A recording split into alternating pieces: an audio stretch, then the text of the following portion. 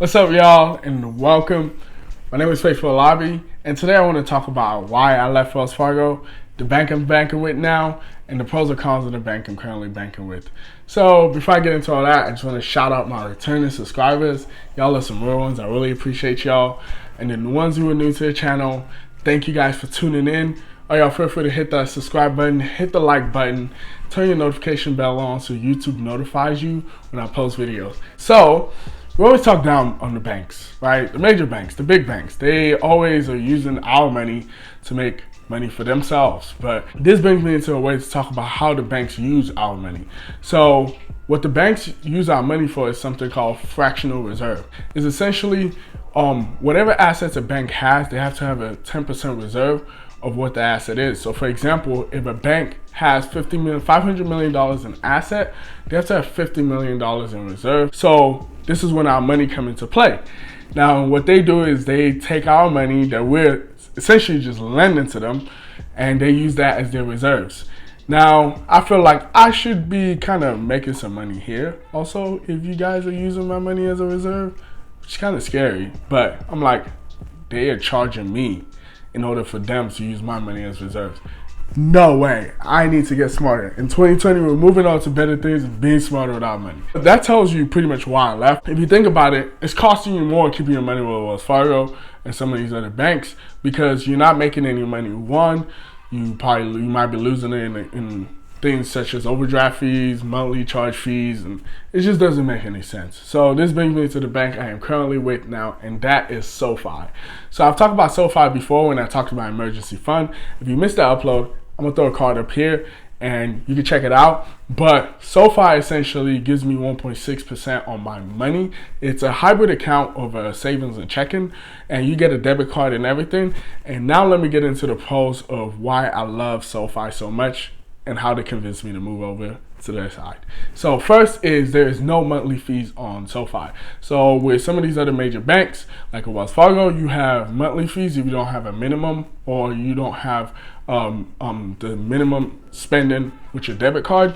So with SoFi, there's no monthly fees. There's none of that. Next is that they have no overdraft fees. Now this one is so crucial because I know in college I still get hurt to this day just thinking about how much I paid in overdraft fees.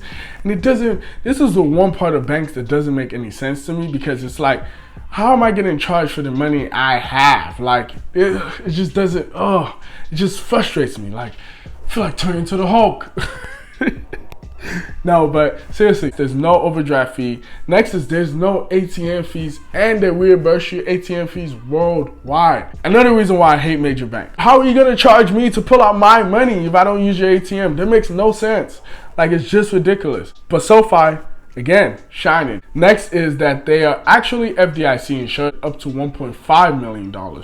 So this is actually very crucial because you want your money to be protected. You know, I want to feel safe. Now, last but not least is there is no foreign transaction fees with SoFi. Now, these are all the pros and it's all good, but not everything is perfect in this world. So let's get into the cons, some of the cons of SoFi Bank. The first one is they have no physical branches. So for those who like actually going into a physical branch to talk to a human being, to talk to the bank teller, well, for whatever reason, there's no physical banks.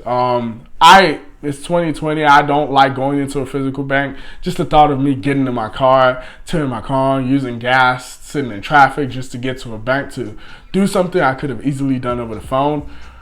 It doesn't make sense to me anymore. So for SoFi, the customer service is really good, and everything you need to do, you can do it online in a quick time frame. Next is that they don't have Zelle.